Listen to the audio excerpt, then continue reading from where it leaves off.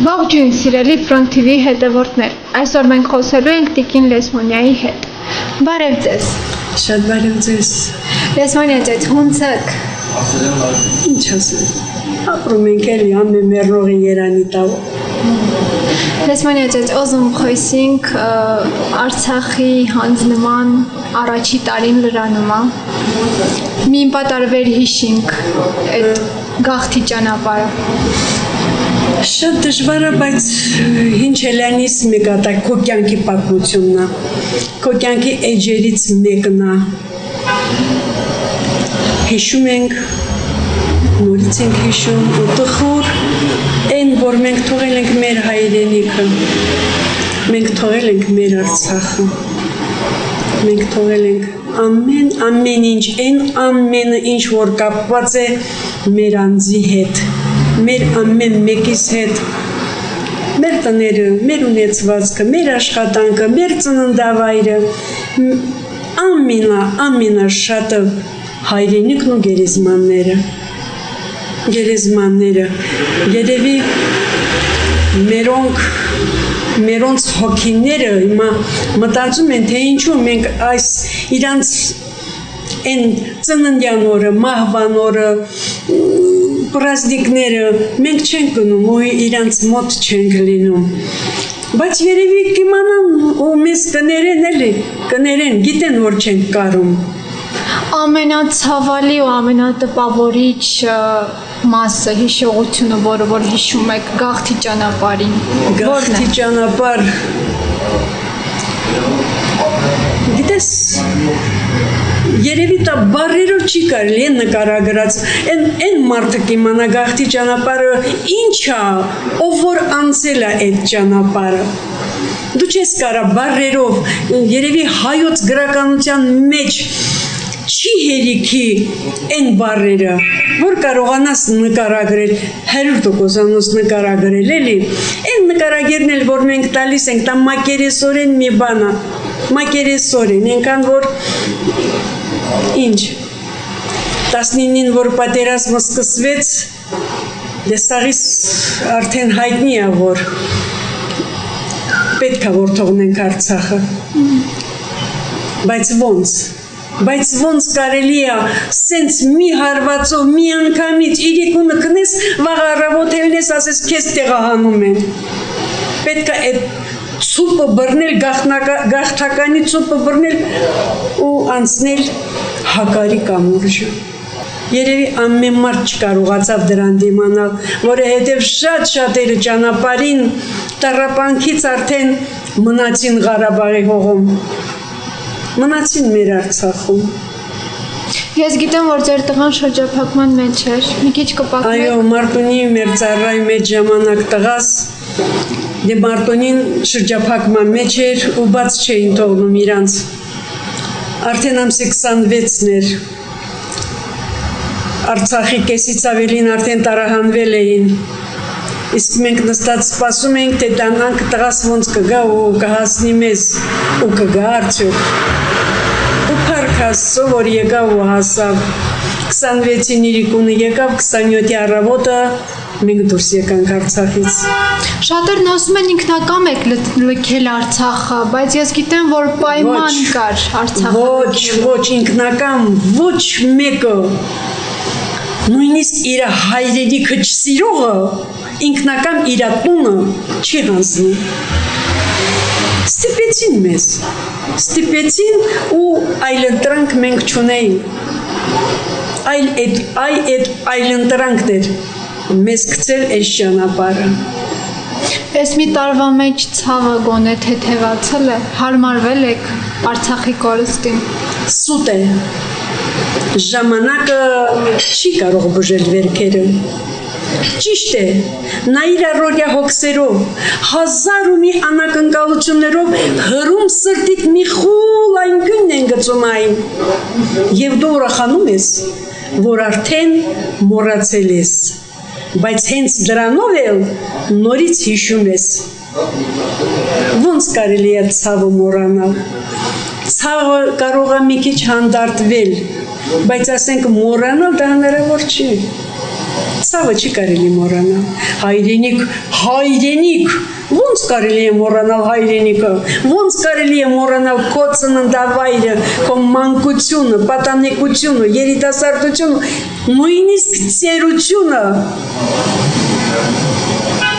Նույնիսկ ծերություն, չէ բալաս, չի կարելի մոռացած, ու չի մոռացվի, ինչքան էլ որ ապրենք, չի մոռացվի էդի։ Ժպտալուց ենք մեզ մեղավոր զգում, լացելուց ենք մեզ մեղավոր զգում։ Դե ինչ անենք, գիտես ոնց է, ժպտում ենք, ծիծաղում ենք, դիմացինդ մեղավոր չէ, որ դու այդ բանը ունես, այդ տրամադրության տակ ես, այդ քո ցավը ունես, դիմացինդ մեղավոր չի, եւ դու պետք է ցույց տաս, դիմացինի ցույց տաս, որ դու դեռ կաս, դու ապրում ես, դու կարող ես առաջ քայլել։ Հա, բայց մինչև երբ շարունակել մնալ ուժեղ, համակերպվել հայրենիքի կոլստի հետ։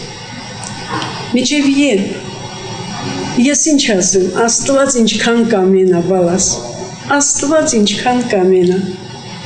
Այդ մեր ձեռքին չի, որ հելնենք ասենք վաղը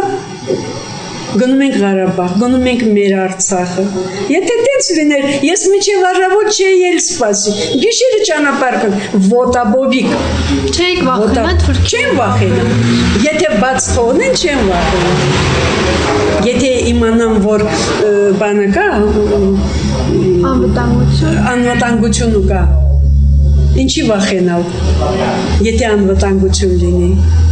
Ամենաշատը ինչ է կարոտում Արցախում։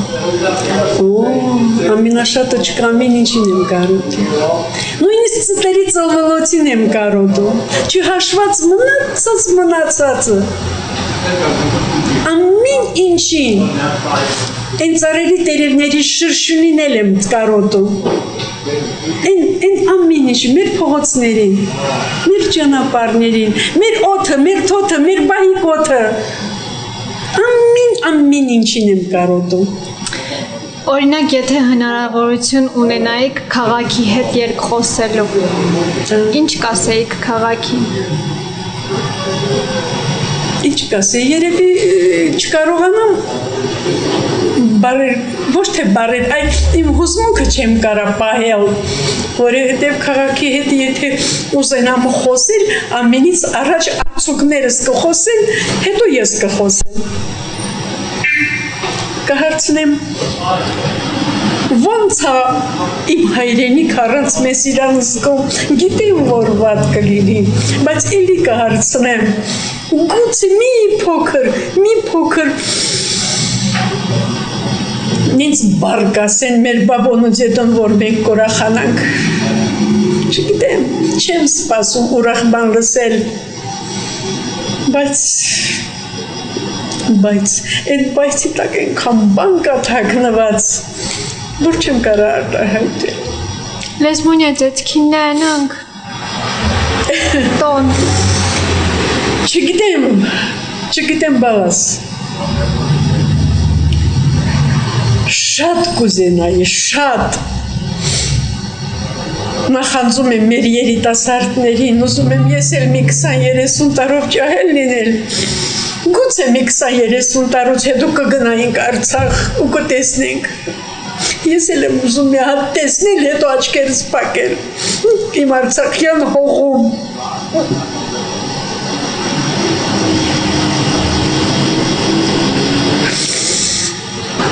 Խոսենք մի քիչ գործնականից, այստեղ ինչպես եք հարմարվել, ինչպես եք դիմանում։ Դե ուրիշ ճար չկա, պետք է տոնը պահել, պետք է երեխաներին օգնել, ուսանողներ ունենք, 2 հատ, որոնց պետք է հասցնել իրանց նպատակին։ Ես ժենգալով հացի տեղը, որ բացել ենք, դե ինչպես գիտեք, 30 տարի է Ստեփանակերտում այս գործով էի զբաղված, ուրիշ բան չէի էլ կարող անել, որպեսզի ես պահեի մեր Արցախի այս համնողոտը, նորից անցա իմ գործին։ Դե փառք Աստծո, ոչինչ օրվա հացն աշխատում ենք։ Երեխաներին կարողանում ենք էլի իրանց ոնց ասեմ, իրանց ուզածին հասցնենք։ կարողանում ենք պահել։ Ինչ ասեմ։ Ինչ խորհուրդ կտաք ժողովրդին, ազգին։ Ազգին ինչ խորհուրդ տամ։ Ազգս հիմա ծրված ասա։ Ազգս հիմա անտիրական։ Ով է ազգի մասին մտածում հիմա։ Ամեն մարդ պետք է կարողանա իր գլուխը պահել։ Բայց չգիտեմ, ես շատ-շատերի մասին եմ մտածում։ Շատ-շատերի։ Գիտեմ ինչքան մարդիկ կան, ինչքան ընտանիքներ կան հիմա, որ ցամաք հացի փողնել չեն կարողանում աշխատել։ Ու ինչքան դժվար է։ Ինչքան դժվար է։ Ինչ ասեմ ազգիս, բառ չեմ կարող ասեմ հույսով կացեք, ասեմ հավատով կացեք, ինչ ասեմ։ Չգիտեմ, ու կներեք, որ չգիտեմ։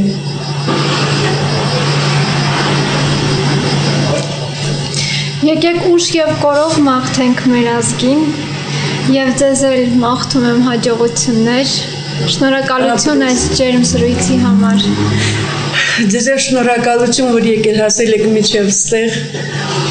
այս 5-10 րոպեի ընթացքում մենք նորից վերհիշեցինք մեր Արցախը, ու շատ հաճելի է, գիտեք, շատ հաճելի է, որ զրուցակից ես ճարում, որ քո դարդը հասկացող ես ճարում, դիմացինդ, որ կարողանում է քեզ հասկանալ, դու ինքդ մի քիչ քեզ լավ ես զգում, Աննա ջան, ձեր գործերին էլ հաջողություն։ Դե ինչ սիրելի հետևորդներ, հիշեցնեմ, որ մենք խոսում էինք Տիկին Դեսպոնյայի հետ, կհանդիպենք։